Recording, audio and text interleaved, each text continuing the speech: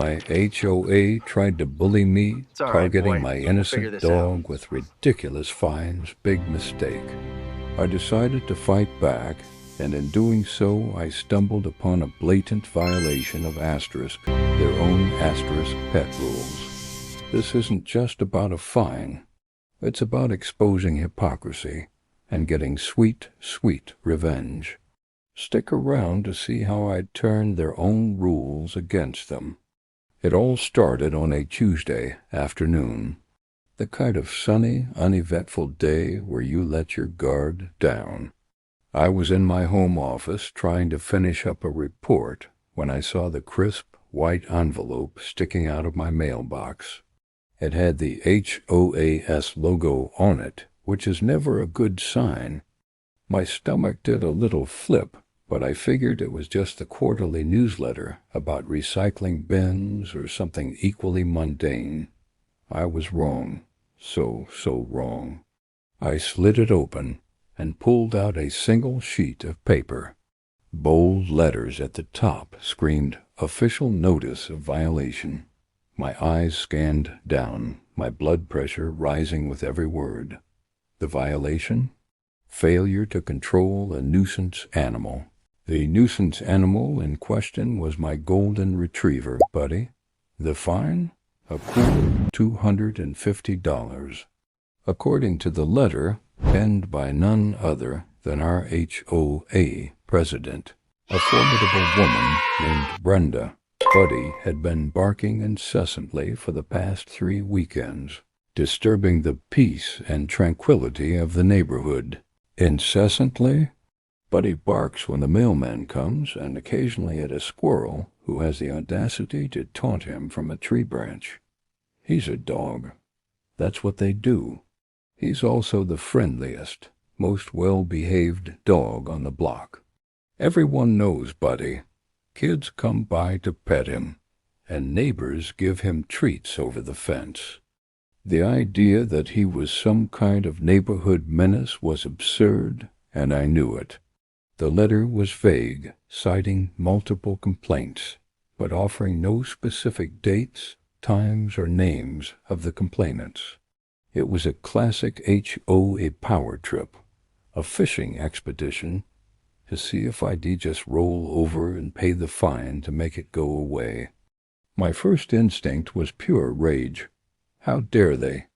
I wanted to storm over to Brenda's house, letter in hand, and give her a piece of my mind. But then a different, colder feeling took over. This wasn't just a mistake. It felt personal. It felt like a targeted attack. Brenda and I had a little run-in a few months prior when I questioned a massive budget increase for landscaping beautification, which seemed to consist solely of planting 3 new rose bushes in front of her own unit. She didn't like being challenged, and I had a strong suspicion this fine was her petty, passive-aggressive way of getting back at me.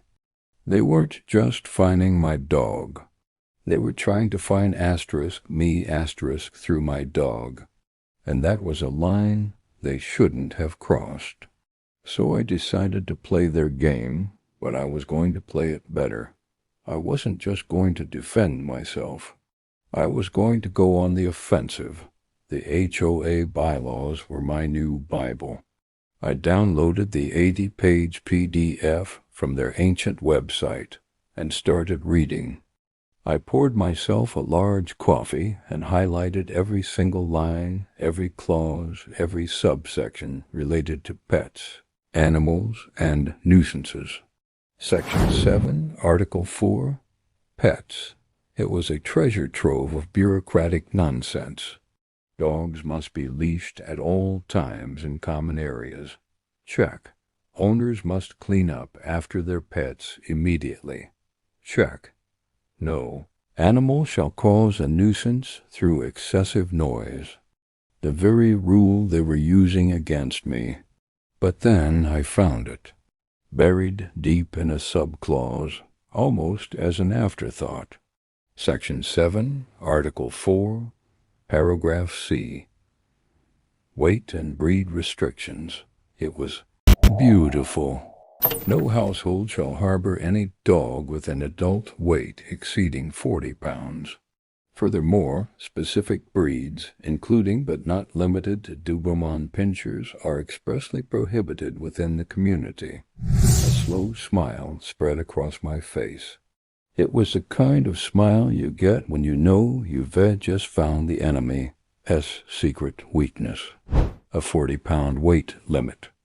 Buddy is a solid 75 pounds, so technically he violated this rule, but so did about half the dogs in the neighborhood. There was a Bernese Mountain Dog, 2 streets over, and a lovely German Shepherd next door. This rule was clearly a fossil, something written in the 1980s and never updated or enforced. They were trying to nail me on a subjective nuisance rule while completely ignoring their own black and white, objective restrictions. The hypocrisy was staggering.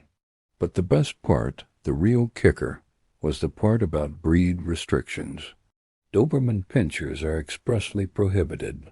I almost laughed out loud, because I knew for a fact, an undeniable photographable fact, that HOA President Brenda, the very woman who signed my violation notice, owned a Doberman. Her Doberman, a sleek black dog named Zeus, was her pride and joy. She paraded him around the neighborhood every morning like a show pony.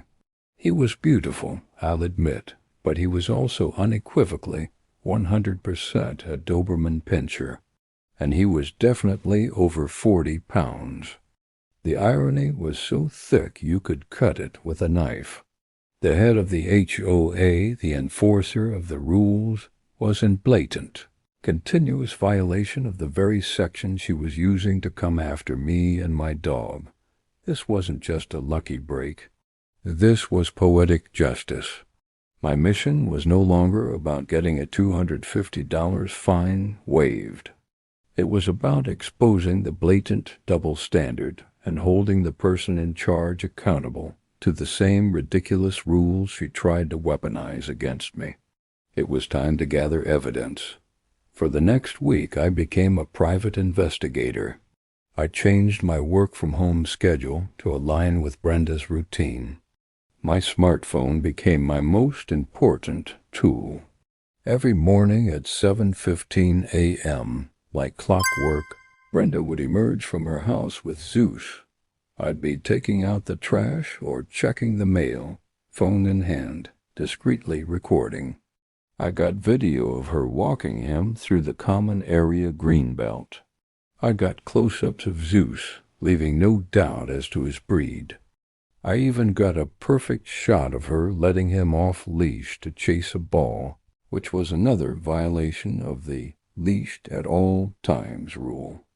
I documented everything with timestamps. Tuesday, 7:18 a.m. Subject walking prohibited breed through common area. Wednesday, 7:22 a.m. Subject's dog Zeus Doberman, off-leash in violation of Section 7, Article 4, Paragraph A. My evidence file grew into a masterpiece of petty diligence. I had photos from different angles, videos from different days. I even struck up a casual conversation with her one morning while she was outside, complimenting her on Zeus. "He's a beautiful Doberman," I said, my phone recording the audio in my pocket. "Oh, thank you," she replied, beaming with pride. "He's a purebred." That was the nail in the coffin. A direct admission. The double standard was no longer just an accusation. It was a documented fact. She, the president of the board, was knowingly and proudly breaking the exact rules she was selectively enforcing against others. The hypocrisy was breathtaking. She wanted to fine my friendly golden retriever for barking at a squirrel, while she openly paraded a prohibited breed that likely weighed twice the legal limit through the neighborhood every single day. The audacity was almost impressive. Armed with my meticulously compiled dossier, I drafted my response. It wasn't an appeal. It was a counteroffensive. I attached the original violation notice they sent me. Then I attached my evidence. I started with a simple, clear statement. I am in receipt of your notice of violation dated October 12th. While I contest the subjective and unsubstantiated claim against my dog, Buddy, I would first like to draw the board's attention to a more pressing and clear-cut violation of HOA bylaws. I then laid it all out. I cited Section 7, Article 4, Paragraph C, quoting the weight and breed restrictions verbatim. I attached the time-stamped photos. I embedded a link to a private video gallery. I included a transcript of her admitting Zeus was a purebred Doberman. I didn't make threats. I didn't have to. I simply presented the facts. I highlighted the glaring conflict of interest and the issue of selective enforcement by the board's own president. My closing statement was calm, professional, and utterly devastating. Given this clear, ongoing, and documented violation by the HOA President herself, it would seem hypocritical and legally untenable for the board to pursue a fine against my household for a subjective noise complaint. I trust the board will not only dismiss the current violation against me, but will also take appropriate action to address this flagrant breach of the community's governing documents by one of its own leaders, ensuring that the rules are applied fairly and equally to all residents, including those on the board. I printed it all out, put it in a large manila envelope, and hand-delivered it to the HOA's management office, requesting it be distributed to every single board member before the next meeting. The silence that followed was deafening. The next day, I received a one-sentence email from the HOA management company. The violation notice issued on October 12th has been rescinded. There was no apology, no explanation. Just a quiet, humiliating retreat. The best part? At the next monthly HOA meeting, which I made sure to attend with a bag of popcorn, Brenda announced she was stepping down as president due to personal reasons.